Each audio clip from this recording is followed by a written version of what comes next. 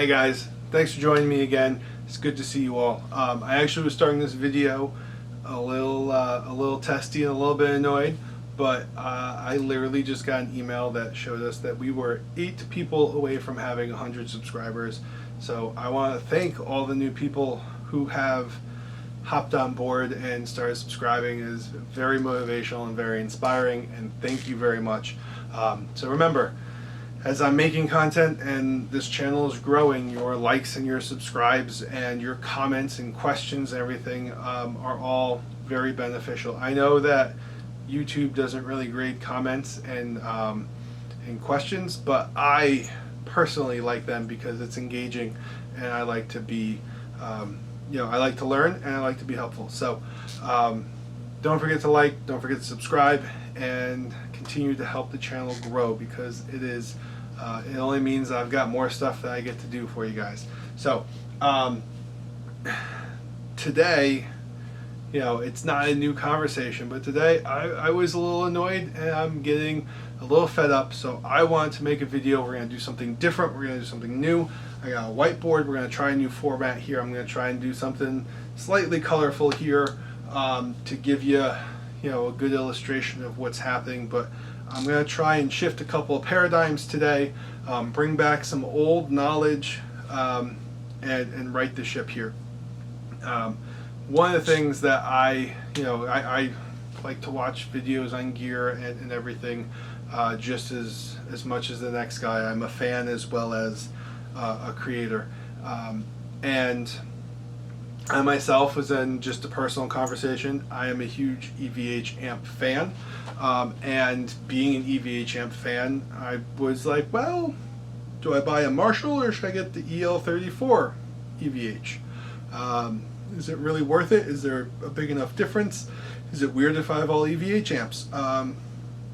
So I've been watching a lot of videos, and back when the first EVH came out in the early 2000s, for the first Fender EVH came out in the early 2000s, one of the comments that everyone had about the amp was, the clean channel isn't very clean.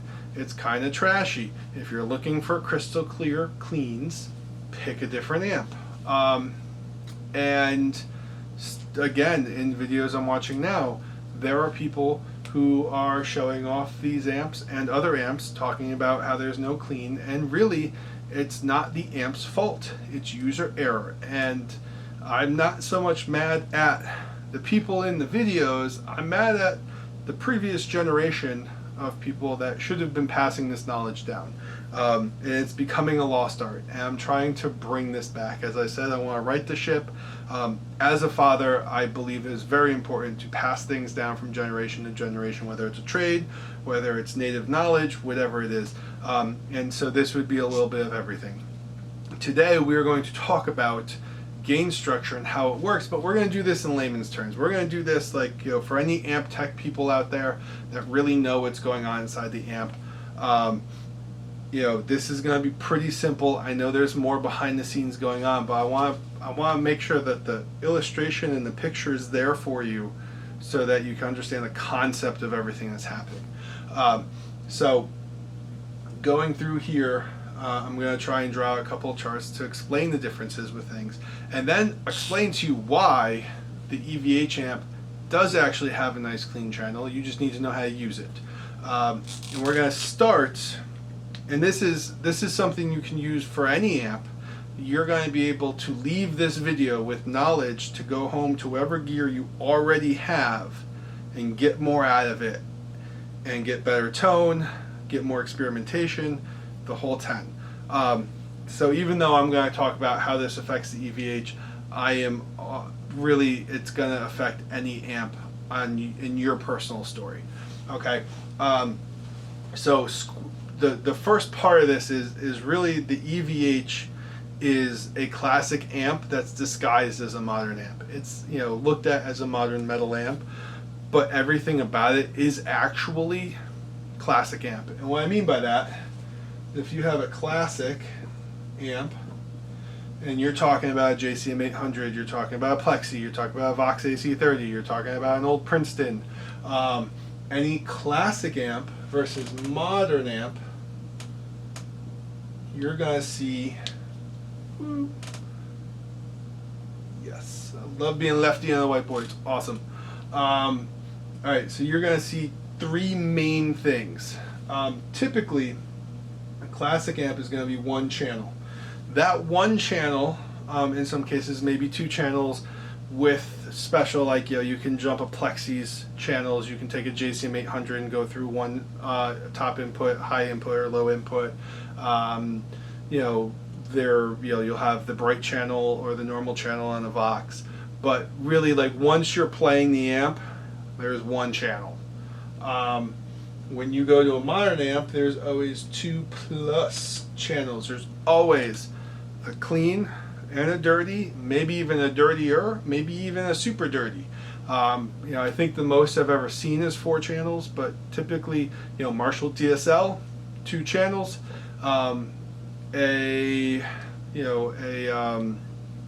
Dual rectifier, 2 channels, maybe 3 channels if it's a triple rectifier or dual rectifier. I forget which one's which.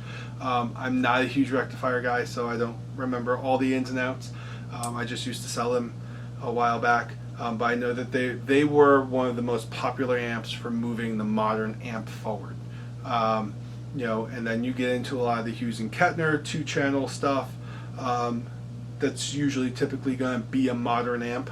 Diesel, another modern amp, and all the heavy metal guys typically are going to be modern amps, which is why the EVH gets confused, because it's 3 channels, right? And it's kind of a hybrid. But usually, along with your 2 channels, you end up getting a master volume, whereas in a classic channel there is no master. Most of the time you didn't even have a gain and a volume. It was, you know, you go back to like the original Plex, it was just volume, bass, middle, and treble.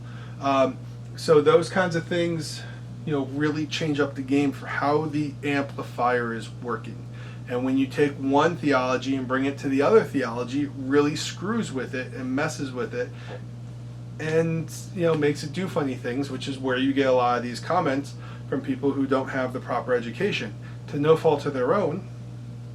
But, you know, you need to be able to use the tool. If you take a hammer and try and saw a board with it, it's not going to work, right? And then again, the third thing that's with these guys is this is always going to be a passive EQ, and this will be an active EQ. Okay, so there are going to be more things. There are hybrids, like a Marshall DSL will be 2 channels. It's going to have a master volume, but it's really not going to have an active EQ. You know, the EVH amp has got 3 channels. You can foot switch them, but there's no master volume, and it's passive EQ. So, you know, all of these things, you know, there will be some things that are going to be hybrids, but as a general term, this is what you're going to see between the 2. Next, we're going to skip through this. I'm going to delete all the erase time, and we're going to get into how these amps are working and how volume and gains stages really fit together. Now that we know the difference between the modern amp and the classic amp, I'm going to get into the individual channel with you. Okay, so just for ha-has, it actually is going to look a little bit like a version of a Plexi, because this is down here like this. But typically you'll have your pre-amp or your gain, and then you're going to have your volume, and this is just bass, middle, and treble. So this is your EQ right here,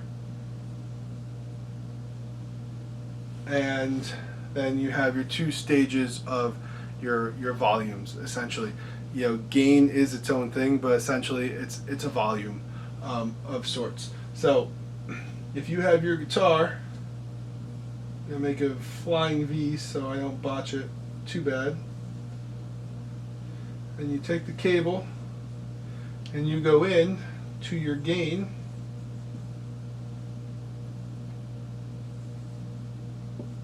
you have a knob that goes from 0 to 10, 1 to 10, all right, and then you have your volume, and you have your 10 and your 0, and then you have your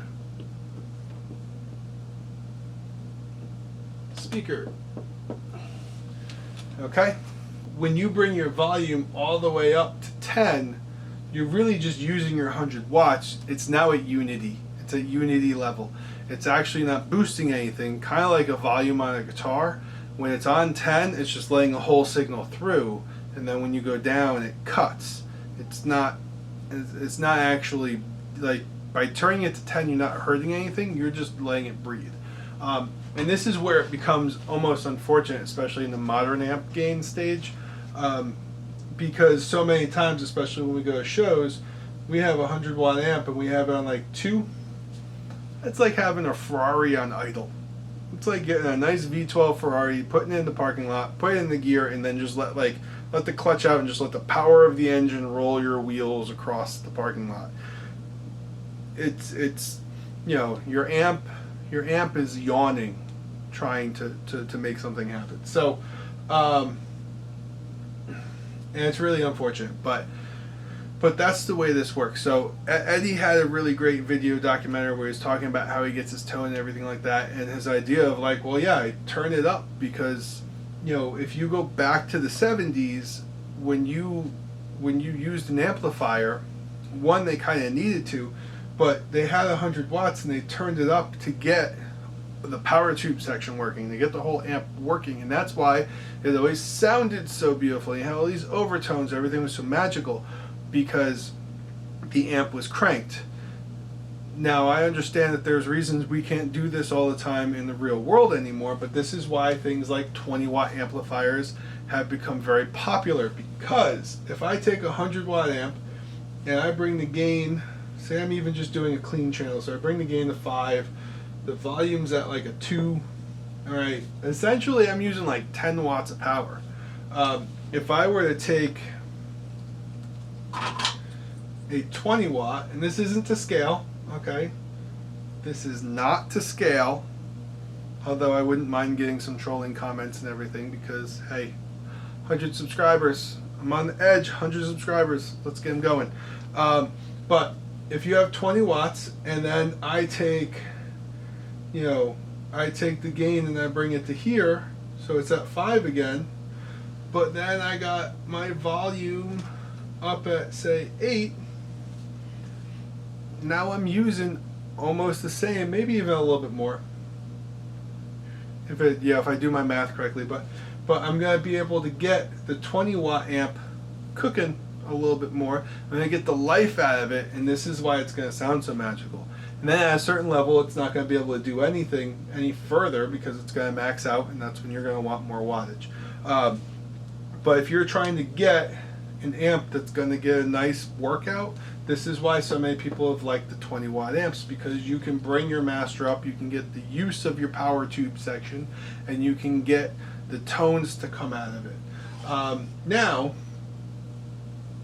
there's something else to be said for this, because what happens, and this is why everyone likes to talk about how the EVH has a horrible clean channel, or it's like it's a cleanish channel or anything like that, is because realistically what's happening, if you think about it in this kind of a manner, your guitar comes in, your gain's at 5, but then it's got to come to 2 and get squished in to make it through the final volume gate.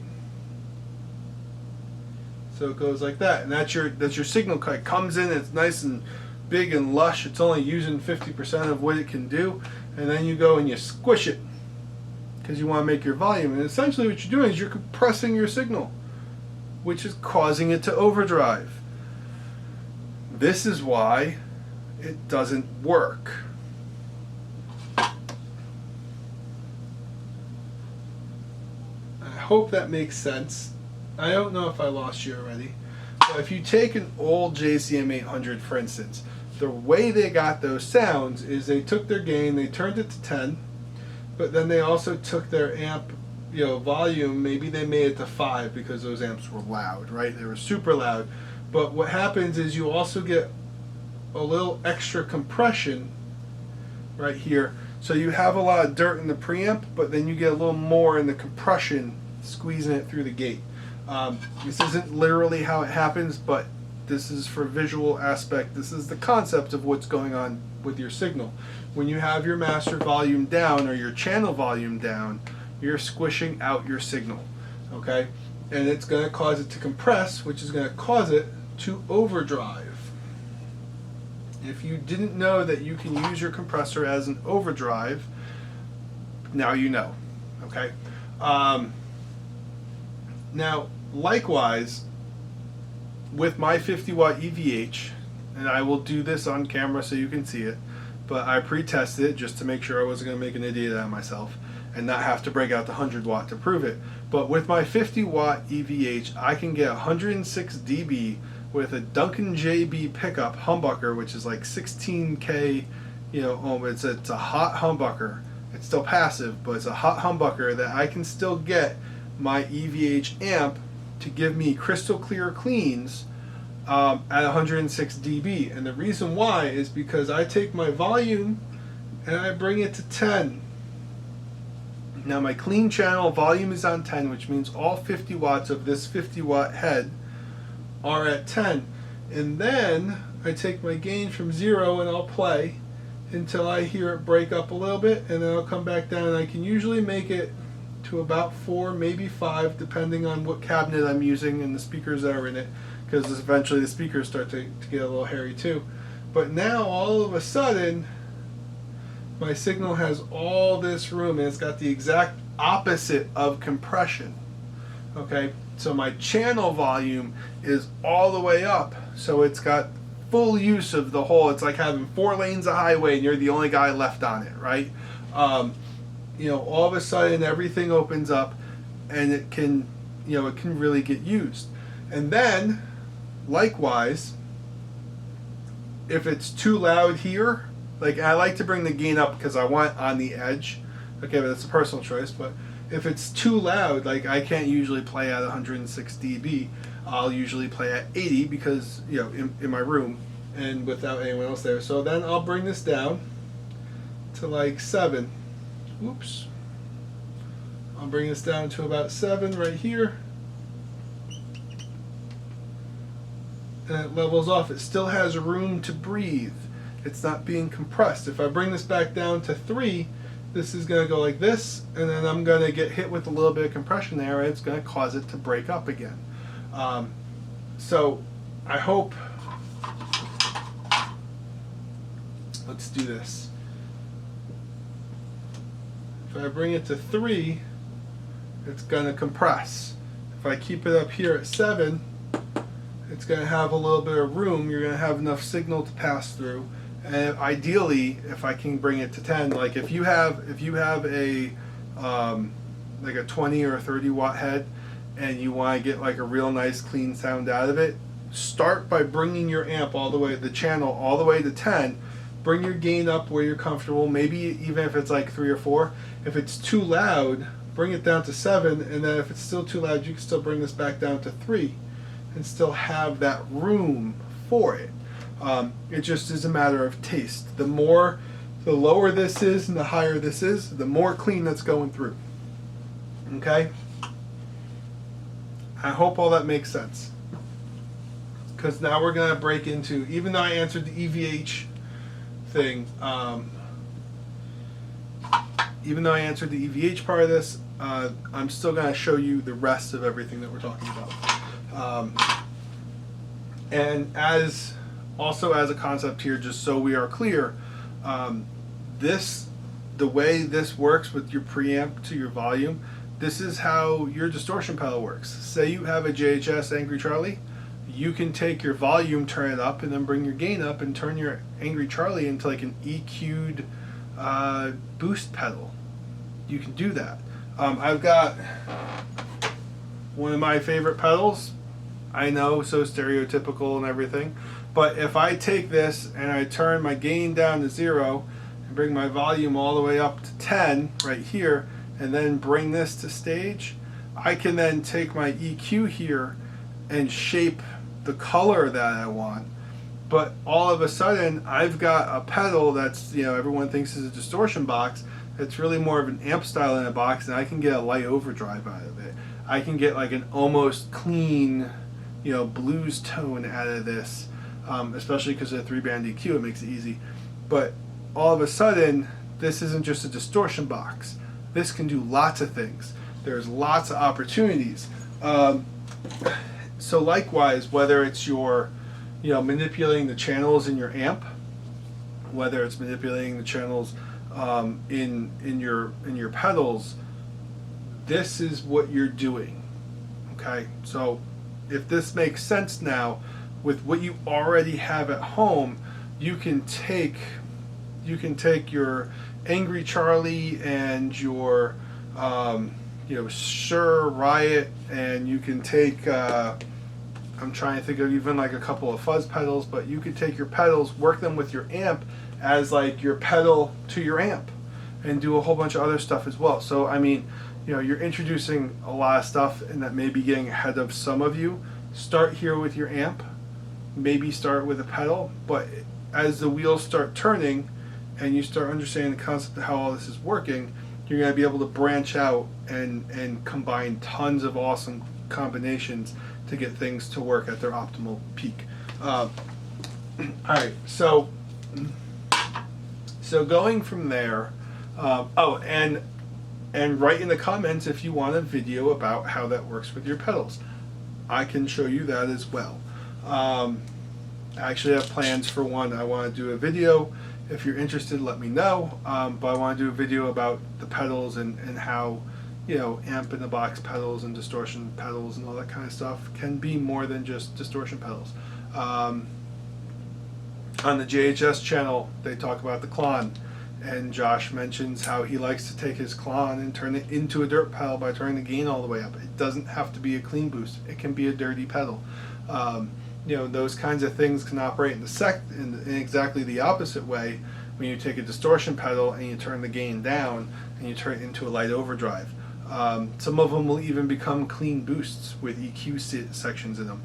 It can be very cool. So, but again, this is about getting more out of the stuff you already have. You shouldn't see this video and say, oh, I have to go buy $1,000 worth of stuff. You should be able to go home and say, ooh, I'm going to sit in front of my amp for an hour tonight just messing with new ideas of how to get tones out of it. That's my goal. Alright, so if you have a modern amp and you have 2 channels, we're going to stick with the one channel that we're showing, but now this becomes a channel volume and a master volume. Okay, and you still have your 0 and you have your 10.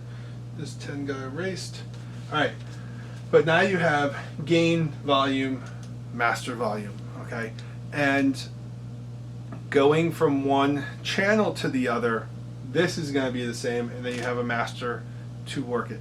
Okay, as I stated earlier, and this is where we lose things, is so you have your gain on 8 because you got a dual rec, or a cool Hughes and Kettner, or a diesel amp, or an angle iron ball or something, and you got your gain on 10 and it's cranked and it's metal and it's awesome.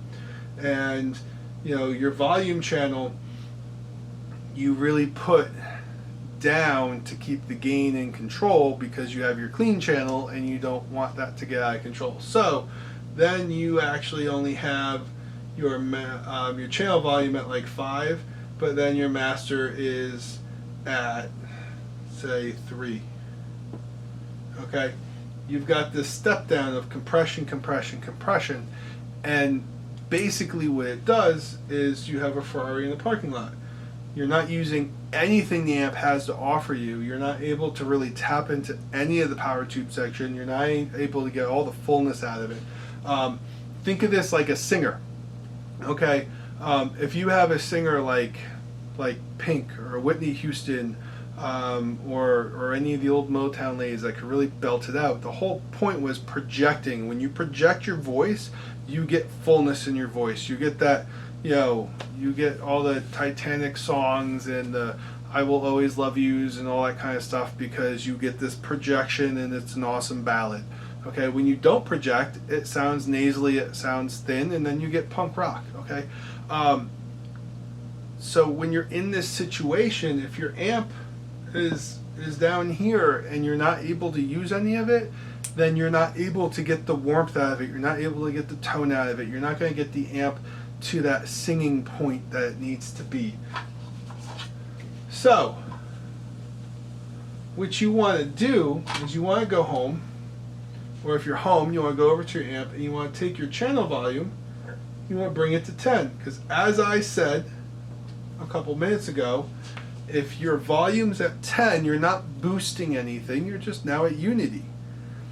And you can now alleviate this channel from the equation. Essentially all you've done is turn off that gate.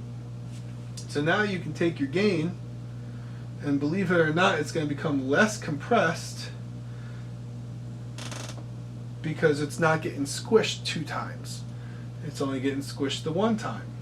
And then, as we discussed, your master volume's where it's at for your clean tone. Aha! For your clean tone, this is where it all comes together. You again take your channel volume up to 10 again for clean, and then when you switch your channel over, bring your gain from 0 on the clean channel to wherever it works at the same volume, and then it's going to stay clean. It's going to stay open, and then you can still balance them. Likewise, if it's because realistically you'll always have enough headroom in a clean amp, especially if it's a 50 or 100 watt. So if you want to get a little more gain up to get a little more use out of that preamp section and bring this down, you bring it down to taste, but you don't bring it past. You're not going to bring it down to here and bring this up to here, because then you're going to compress again. You want to keep this down so it still goes up, and then when it goes back to here, it's going to stay open, because this is probably still going to be below this. Maybe not literally in the knobs, but as far as the actual push that you're giving the amp through that gain section, because it's a clean gain, you want to leave this open as possible. And so you do that by taking your channel volume out of the equation. So I hope that this part made a little bit sense. But the idea here to get the tone out of it is you're going to turn your modern amp into a classic amp by avoiding the master volume and making it kind of like a channel volume instead, if that makes sense.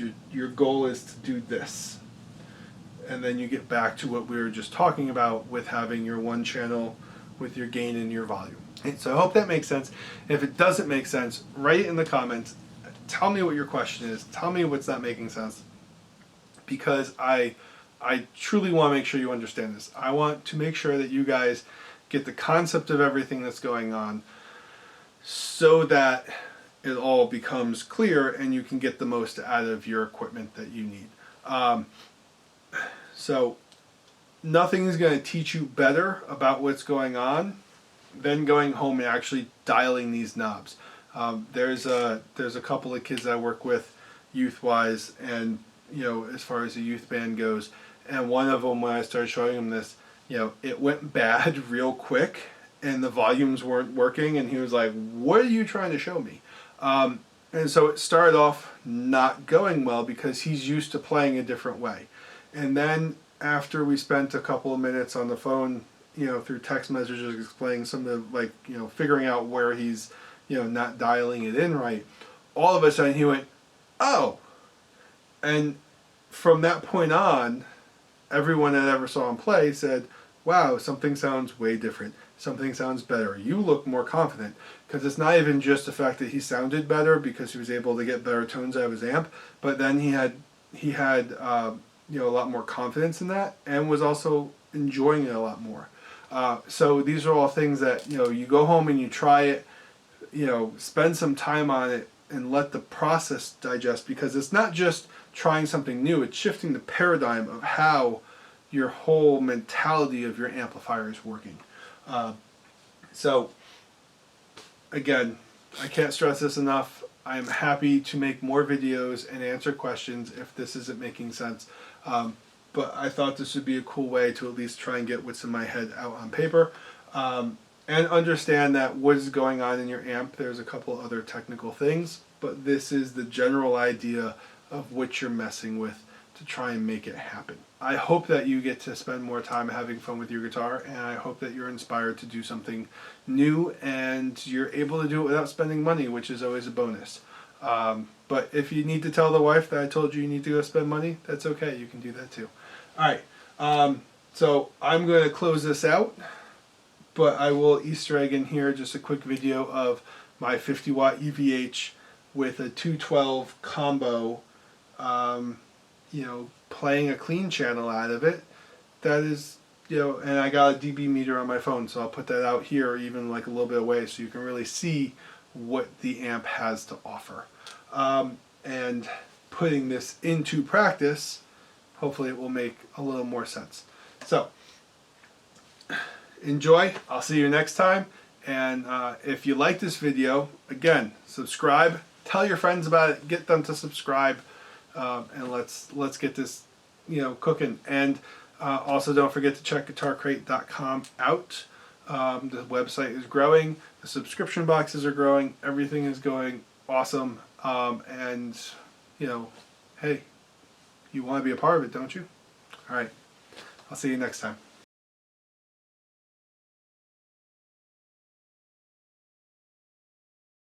So I got the dB meter here. Right now we're talking, it's at like 78 dB and 79 talking volume. I left it here so you can kind of see it. I got the amp there. It's about 5.5 feet away, maybe 6, between 5 and 6 feet away. But I've got my clean channel on this amp, and it's a 50 watt EVH. What I'm going to do is, I've already kind of done it. There's 2 channels here, so this is the black knob in the back is the clean, and since I'm not switching to the dirty, this is the dirty channel just to make it easy. And then the gain here on the clean channel is just it's the black knob in the back, but I have that down at 0. So I'm going to turn the amp on, and I'm going to get us as loud as we can get, crystal clean leads or clean sounds, playing some chords. This is the amp, or this is the guitar. This is a Duncan JB. This is about as high as you get without going to active pickups. It's 16K Alnico 5, so it rips. Right now, and the Jazz is the neck pickup, but let's make sure I'm in tune.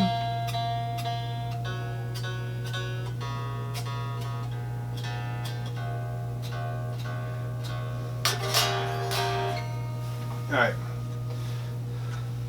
so right now I got my volume up. There's no sound because the gain's on 0, but if I play,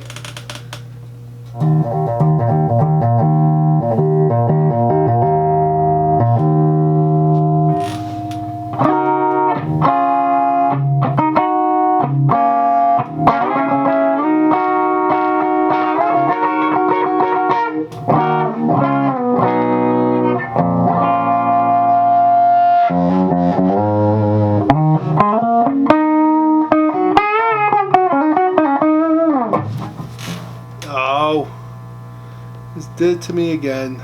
Alright, well, I'm up to volume now with that. You can hear it's loud.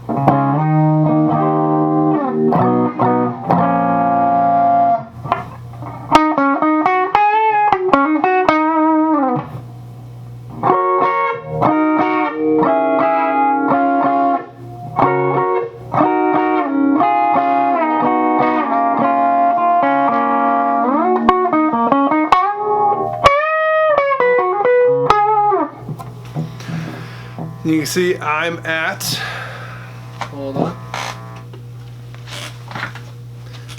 what you don't know is it's like midnight and all the kids are sleeping, so I wouldn't be a dad if I wasn't messing with them. But you can see there 105.9. Come on, baby. There you go. 105.9 is the max that this was at.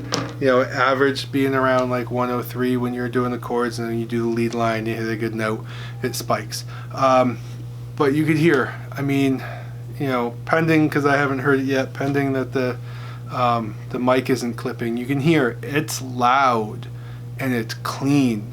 And the reason why it's loud and it's clean is because we took the volume and put the volume all the way up so the amp had full breath to do what it needed to do, and then we just brought the gain to the threshold so that you know, you could get the tones and you could work the amp. But that is how you make your amp work for you. And I know I've already said it a couple of times, but I hope that, you know, you go home or go to the next room, wherever you are, find your amp, have some fun, spend some hours in front of it, and shift your paradigm on how you look at how your gain structure works in your amp. Thank you.